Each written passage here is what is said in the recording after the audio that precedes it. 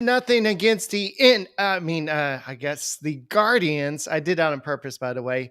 And behind Justin Verlander, who got his 15th win on the season, and fifth string outfielder Trey Mancini was not in the lineup. And Brett has a few things to say about that. But this was a great game, and Chas McCormick came out with guns ablazing today, and it was a great game all around. We're going to talk about this and more on this edition of the Locked On Astros podcast.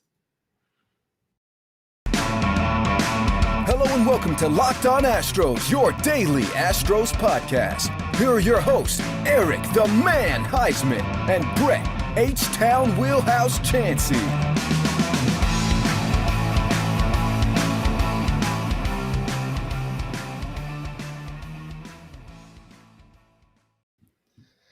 We are Locked On Houston Astros, and we hope that you join us for a daily Locked On Astros podcast. My name is Eric Huysman. You can find me on Twitter at Eric Talks Astros. Find the show at Locked On Astros, your team every day. Brett, where can you find you at?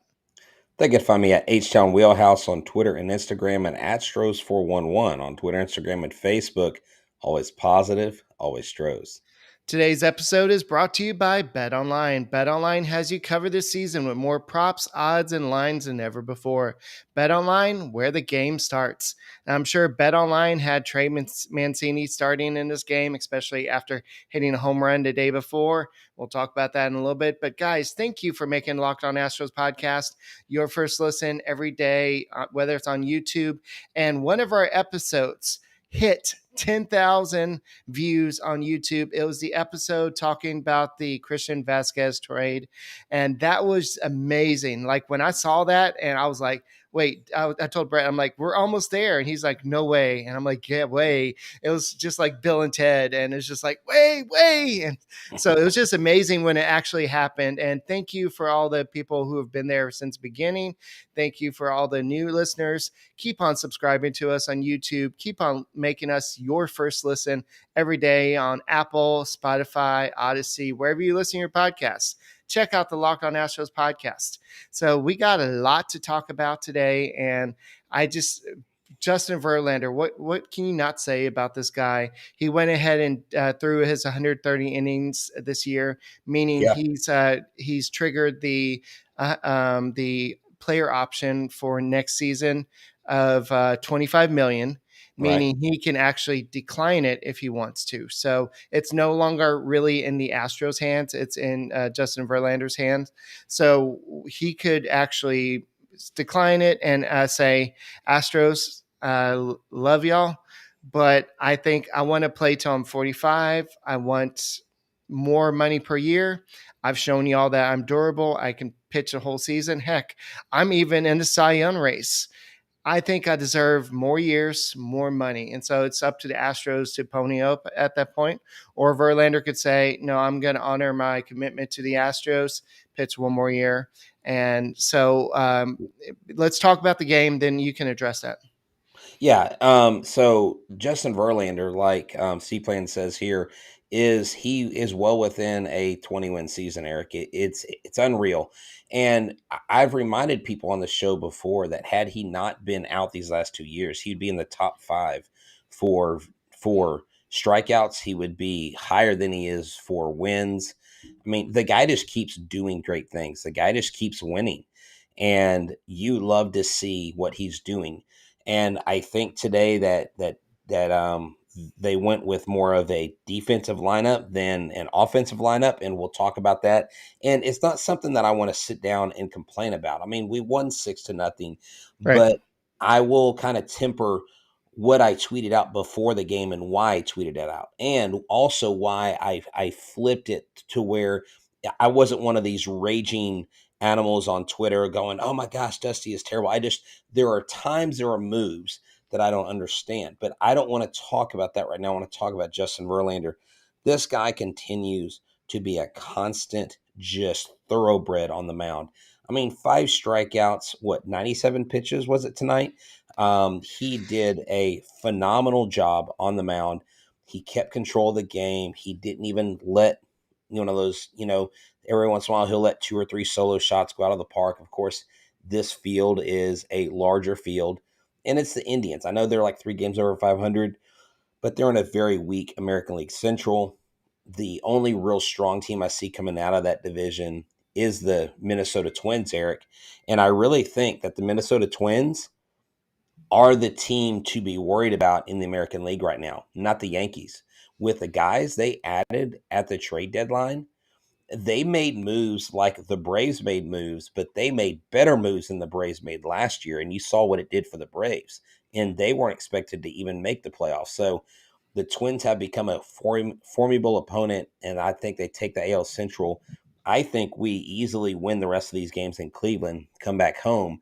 But I just love Justin Verlander, what he did. He went far into the ball game. Maldi was back there behind the plate. And what else can you say? You give him 6 runs. And that's where I thought we needed a more offensive optimal lineup because JV typically doesn't get a ton of run support. Yeah, just a slight correction. It was 96 pitches, but you're around the ballpark. But still, for 6 innings, that's 15. He's the first 15 game winner in baseball. What he's doing, especially after Tommy John, is just impressive. And we can kind of table a discussion of whether he'll come back for the offseason because the Astros have a lot to do. They have a World Series to go after, and the Astros have made a lot of trades to accomplish that. And one of those guys was Will Smith. He looked a lot better today. He looked like a little bit more under control and a little bit more in his comfort zone. I think maybe he had little butterflies, especially with the Crawford boxes out there. Maybe he just didn't feel comfortable in the first game, but he looked a little bit more in control in this game. Stanek came in, and then Phil Maton came in for the first time since the Miles Straw trade and pitched at Progressive Field. So it was awesome to see this. And one more note on Justin Verlander. In his last 7 games, he's gone 7-0. This is the first time an Astros pitcher has gone 7-0 in his last 7 games since Andy Pettitte did it in 2005. So Verlander, there's nothing else you can say about him. He's just epic pitcher. He deserves anything the Astros have to give him to keep him around. Yeah, and I think if you take that and you transition over to the offense, what have I been talking about? Giving Chas McCormick more playing time. Now, this is what's interesting, and I found this out because I have 2 different pictures from StatMuse on my phone. One is Chaz's splits against right-handers, and one is against left-handers. His right-handed, his batting average against right-handers is 100 points lower. But in his career, he has twice as many home runs off of right-handers, okay? Against left-handers, he hits 100 points higher, and he only has 7 home runs. And when he hit the home run to the opposite field, it was off a left-hander. I thought it was interesting that he has a lower average and more home runs on one side, fewer home runs, and a higher average on the other.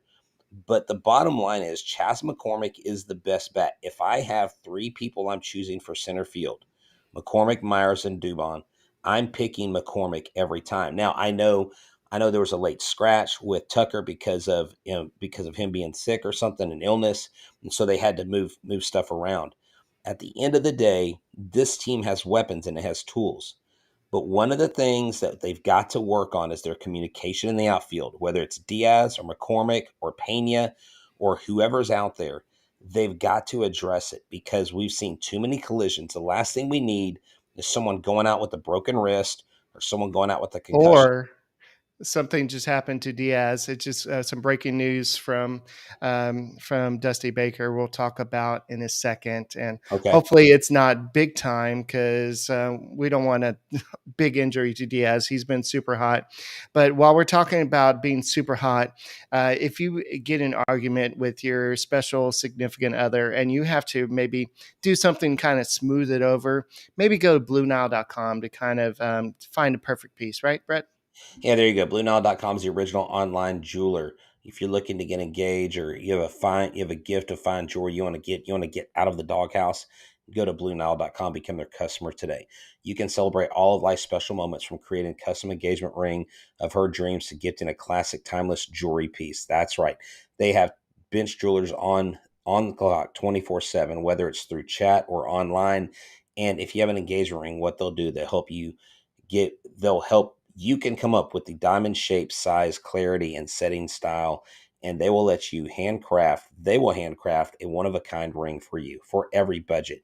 So, go do this. Don't just go to some generic jeweler. Don't just go to some place in the mall. Go to Blue Nile where the professionals are. Make your moment sparkle with jewelry from BlueNile.com. Going on now is Blue Nile anniversary sale. Save up to 40% on classic fine jewelry pieces and 25% on engagement ring settings. Plus, every order is insured, ships free, and arrives in discreet packaging so that they won't know what is coming and it won't give it away. Shop stress free and find your forever piece. Go to BlueNile.com today. All right, and if you want to get to Astros game before the end of the season, we got a little secret for you. I've used it many times. Simple Seats is the right place to go. That's right. Simple Seats is the place to go. If you want a simple way to get tickets without the fees, go to Simple Seats. Don't go to any other ticket website. They're going to charge you 20% at checkout, not Simple Seats. You look at the price, you like it, you get it, you buy it, boom, you're out, you're at the game. Why would you spend more? Keep more money in your pocket, go to more games. I've been using them since 2021. And with this app, they also have what's called zone seating. And the zone seating actually gives you a bigger discount on the ticket. And then what they do is they pick the seat. So you don't have to do that. You can pick your own individual seat if you want. And it's not just Astros, it's Texans, Dynamo, A&M, UT, U of H, and more teams are on their way. So find the best possible price and pick your seat to the next game. Go check out Simple Seats. There's no ticket fees. Use the code LOCKEDON10 to save $10 off your first purchase of $50 or more. Simple Seats, better prices, no fees. It's that simple. All right, I believe it was the 8th inning of today's game. Jake Myers and Aledmys Diaz ran into each other on the warning track, and it didn't look good. Aledmys Diaz looked like he was hurting, but I don't know who didn't call, but Jake Myers has not looked as good as he has defensively last year, and he hasn't looked good at the plate. And Dusty Baker, we'll talk about Jake Myers in a second, but he assured us that he's healthy, and Jake Myers assured us that he's 100% healthy. So I don't know what's going on with him, but according to Danielle Lerner, Aledmys Diaz hurt his left ring finger during the outfield collision with Jake Myers. He's being checked out by the medical staff, and Dusty Baker doesn't know if he'll be available on Friday. So hopefully it's just a minor thing, but well, the good thing is it's his glove hand. I mean, it's his glove hand, and he was holding it. He was grimacing. You could tell he was shaking a little bit, and give him a day off. It's going to happen. But the problem is, I think it happens too often. And with these players, I mean, dude, our players are solid. I mean, these all major leaguers are solid. They're these massive bodies running into each other. They just got to work on it. I mean, that's something that in the playoffs, you absolutely cannot do that, because something like that can mean the difference between a win or a loss in a series, and you can't afford to do that. Yes, and a lot of people are asking what happened to Tucker. No, he doesn't have the big thing that Baker. You can say COVID. He doesn't have COVID. You can say he doesn't COVID's have not a bad COVID. word. Okay, and he doesn't have monkeypox either, because apparently that's going everywhere. But he has something that's kept him out of the lineup tonight, and Dusty Baker assumed that he's going to be back in the lineup tomorrow. So it's something minor. So I wouldn't worry about Kyle Tucker. Maybe it was just another day to excuse to get him out. No, he doesn't have fish pox either. Okay. You get derailed too easily tonight. You're like way too distracted. So let's look at this. Jose Altuve 2 for 4, Jeremy Pena 2 for 5, Chas McCormick 3 for 5, Martin Maldonado 2 for 5. That's an excellent game, Eric. And you need these guys hitting. Yordan Alvarez was 1 for 2. He had 2 walks. Yordan Alvarez is getting walked at a very healthy clip, and that needs to turn into runs. And as long as he's getting walked, and as long as we're pushing him across the plate, I don't mind it. But you hope though that Yordan Alvarez starts seeing some more quality pitches. I would love for his home run total to get up there. Right. But I love what they did offensively tonight. What more can you ask for with Justin Verlander against the Cleveland Indians? You went out and you did absolutely what you're supposed to do. And I mean, Plesac had 5 walks early on. They only had 1 run. I think that's where some of the frustration was coming in. And I'm going to say this. I tweeted out before the game, why didn't we start Mancini and Vazquez? Why did we trade for them? Why did we put Yuli and Maldi in there? We need a lineup that's going to give run support to Justin Verlander.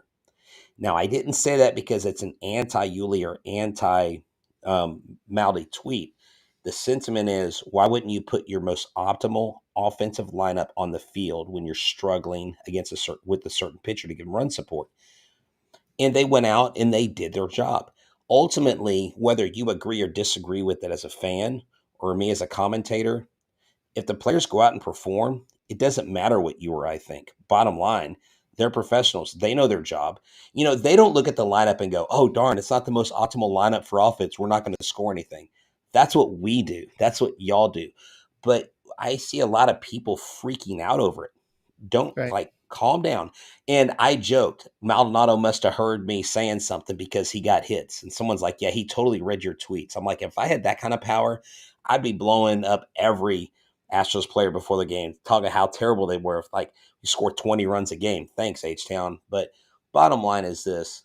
Maldonado's a professional. He cares about his craft. He's going to do his job. Tomorrow, Christian Vazquez does get the start, and I can't wait to see what he does. I really hope Vazquez has a 2 or 3 hit game tomorrow because that would be a good boost for him. I thought he's going to start on Saturday with Luis Garcia.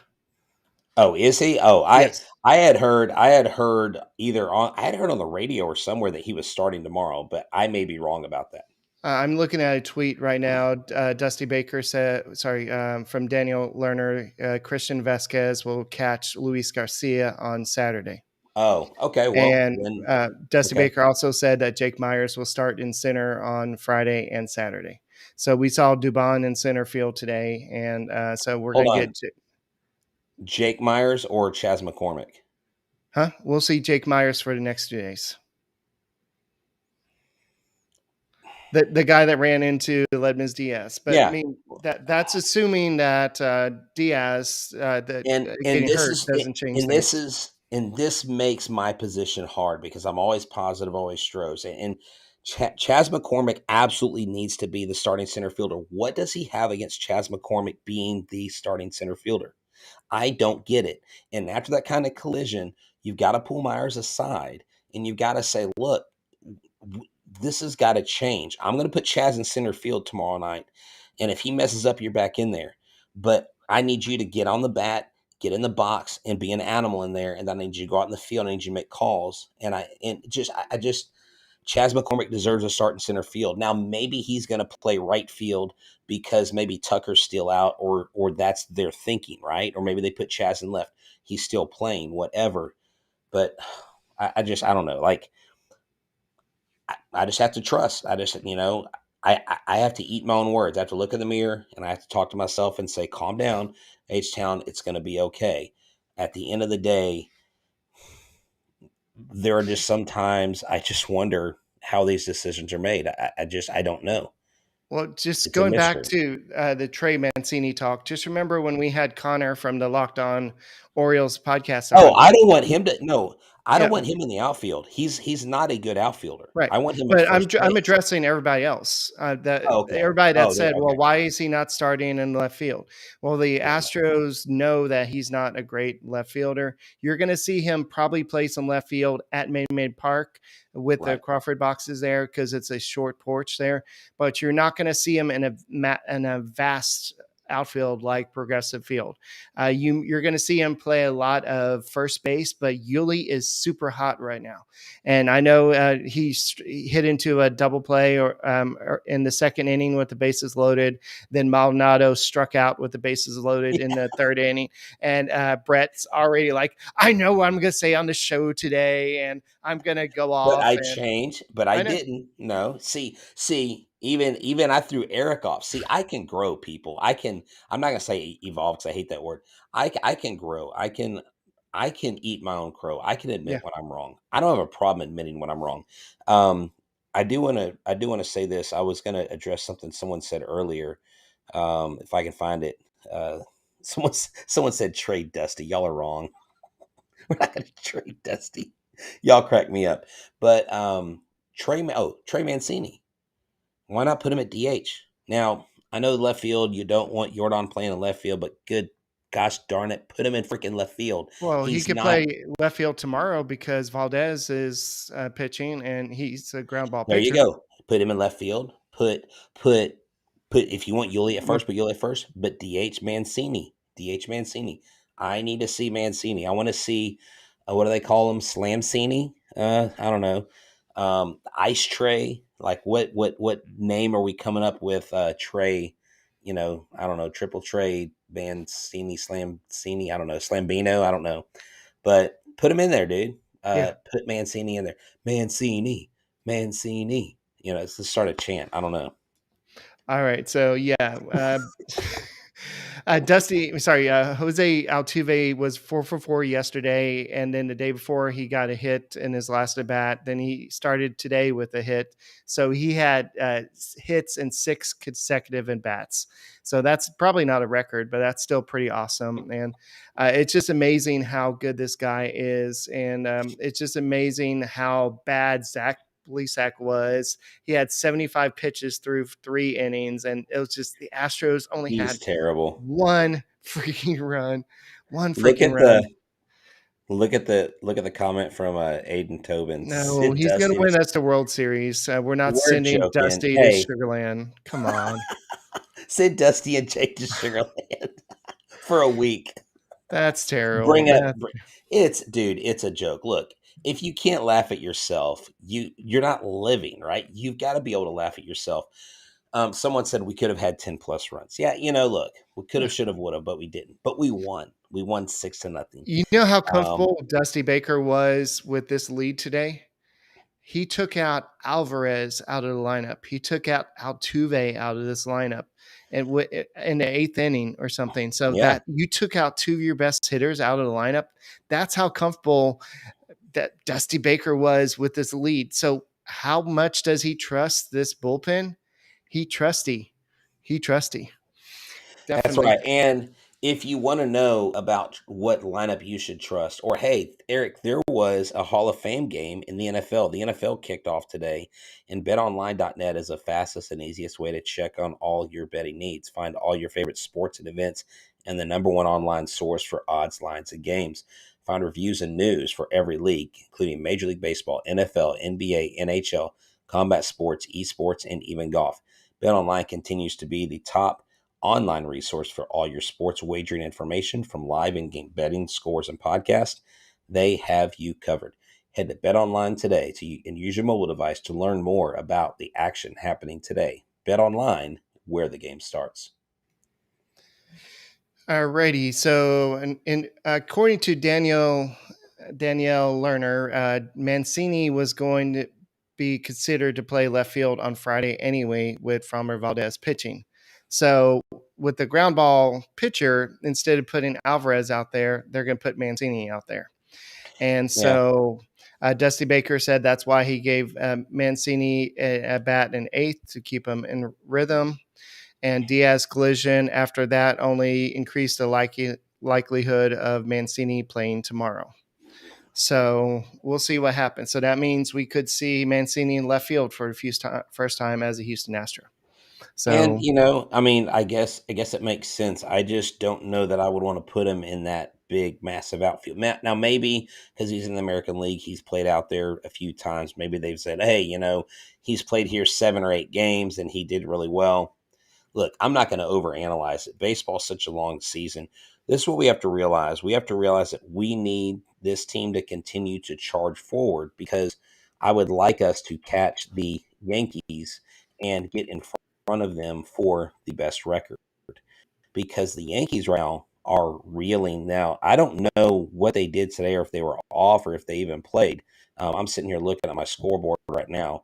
The Yankees, I guess they were off. I don't see them on the scoreboard, okay? But we are, 2 games behind them. And, yeah, sorry. We are 2 games behind the Yankees, and we need to get in front.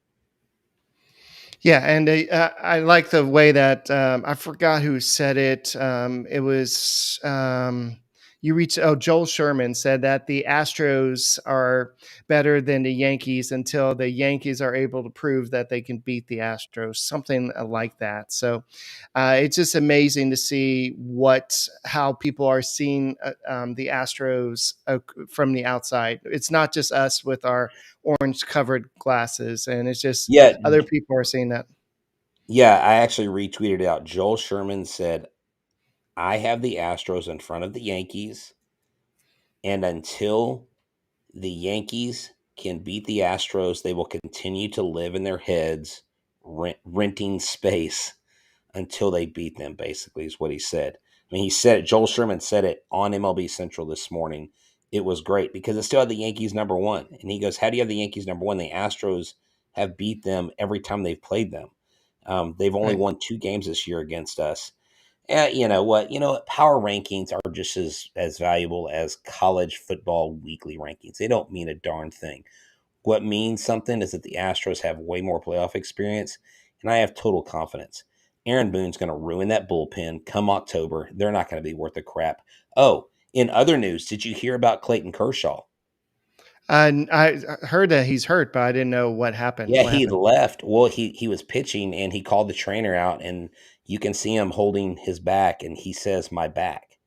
And Clayton Kershaw, let me just say this. He's one of the best pitchers of our time, and he's dealt with injuries. And he's a guy, even though he's a Dodger, you hate to see someone like that go down. But Eric, if he goes down, the Padres' chances just keep getting better and better out of the National League.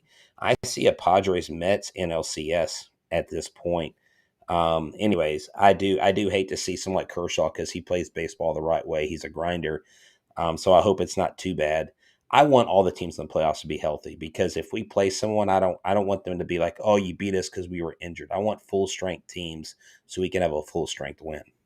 Right. So, according to Henry Paletella, who's filling in for McTaggart, he said this is only fifth time Verlander has thrown six or more scoreless innings at Progressive Field in 30 career starts, and he entered today with a career 5.34 ERA. At Progressive Field. So this is not, remember, he was with the Tigers for a long time. So this is something that he hasn't really done a lot in his career. Yes, Brett. So it's just amazing what he was able to do, especially at his age. I know this is probably a different Indian or Guardians team than he's faced in past. I knew I was going to do that. I did It's it on okay. purpose earlier, but I do want to kind of talk about what somebody put in chat a second ago about Jake Myers. And he did say, "I feel great. This is the big leagues. The pitchers want to get me out just as bad as I want to get a hit. And I just want to keep getting better, just keep learning about how to be a better player. Wherever they put me." Oh, sorry, that's Dubon. And then Dusty Baker said that he's trying to work with him. And he just said, "I called him in and said, 'Hey, man, you just got to get your stuff together and just be more aggressive and swing at strikes.'" And so what happens is when you're not going good, you start chasing them all over strike zone, and it's hard to hit them like that. You got to stop him instead of chasing him. So basically, he's saying that he's in the middle of a 6 for 52 slump.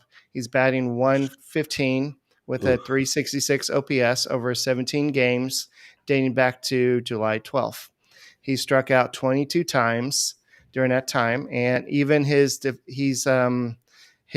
defense is struggling. He's worth 2 defensive runs saved and a negative 1.7 arms runs. And so basically, he's just not doing anything right now. But the Astros are being patient with him. Dusty Baker has even said, "Hey, you're starting the next 2 days."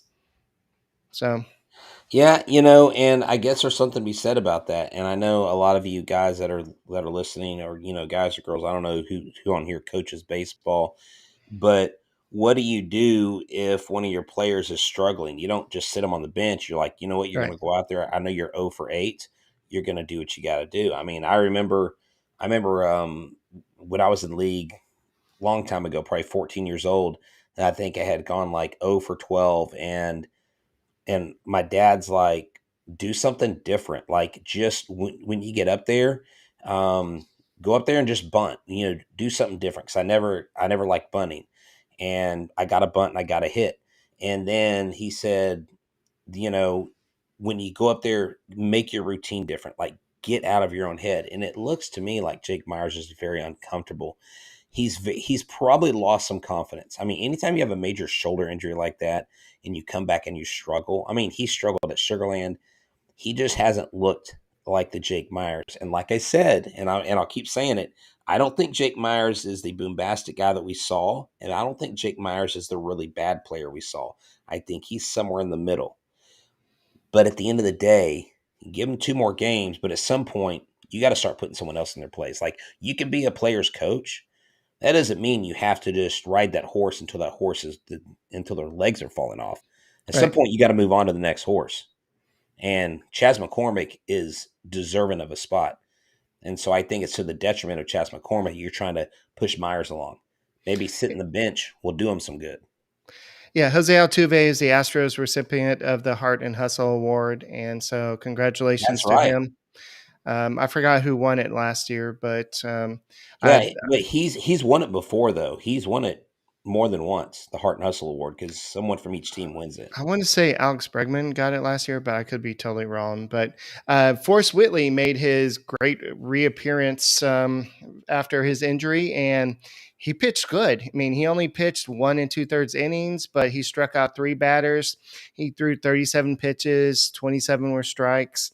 His fastball topped 95.6 miles per hour. And guys, that's good for the first time pitching in a long time. So if Forrest Whitley can somehow find his mojo and figure out how to pitch again, so that's really good. So his top slider was 89.7 and overall 87 miles per hour. His changeup was 86.4, average 85.1 miles per hour. His curveball was about 78.6. So if Forrest Whitley can somehow put it all together, he may not be a bust after all, but we just got to see what he can do, if he can stay healthy, if he can put it all together. I don't know if he's going to be up this year, but if he does, maybe a bullpen I piece. But would I yeah, would find it very hard if they were to pull anybody from Sugarland. Hunter Brown, I know. I would be dumbfounded. I wouldn't know I would have to take a week off because I wouldn't know what to do if they let Forrest Whitley leapfrog Hunter Brown. Forrest Whitley doesn't have near the experience in the minor leagues with all his injuries. He doesn't deserve a shot at the pros right now. Right. Hunter Brown would be up on 29 other teams. Let's just be honest. No, Whitley is not 40 now. Jeez, come on. No, He's not. no, he's only 30. No, I'm joking. No, he's not even 30. It's Whitley 40. I guess Whitley's like on the Masters tour. He's been in there. No, it's I, all okay. Y'all are getting ridiculous. Bring back Hunter yeah. Prince. No, he's Drew Gilbert is actually off to a great start in his big league career. He's yeah. already got his first home run. He's 3 for 6 with the stolen base. So, first round pick is doing pretty good with Houston He will Astros. be your 2024 center fielder. Mark my words. And Astros prospect Lance McCullers Jr. is scheduled to make his 4th rehab start with the Sugarland Space Cowboys on Sunday at 6:05. So if you want to get tickets for that game and go see Lance McCullers pitch, go That's right. for it. We'll see if Oh, he. hey, Go ahead. and just congratulations again. If y'all didn't see the little episode I did, the little 2-minute clip, Keyzeus won the Ron Stanek autograph baseball. He's going to come pick it up Wednesday at Hooters NASA. So make sure August 6th, y'all get to Hooters. 4:30, we start the live show. 5:10 is first pitch. We'll watch the game with y'all, hang out. It'll be a great time. All our socials have the address and everything, so check it out. So tomorrow's game is Framber Valdez versus TBA or TBD, whatever they call it. But Framber Valdez, he's been on fire for Houston Astros. I'm excited to watch him pitch. And then who's had success? Jose Ramirez. He's the Guardians' best hitter. He's batting .571 with 1 homer and 2 RBIs and 7 at bats versus Framber Valdez. So that's the matchup to watch out for. So I'm excited to see this game, and that's all we got for this edition of the Locked On Astros podcast. Justin Verlander, 15 wins. My name is Eric Huysman. He is Brett H-Town Wheelhouse, and we are the Locked On Astros podcast. Make sure you tune in to us every day after the game, and thank you for subscribing to us. Make us your first listen, and go Stros.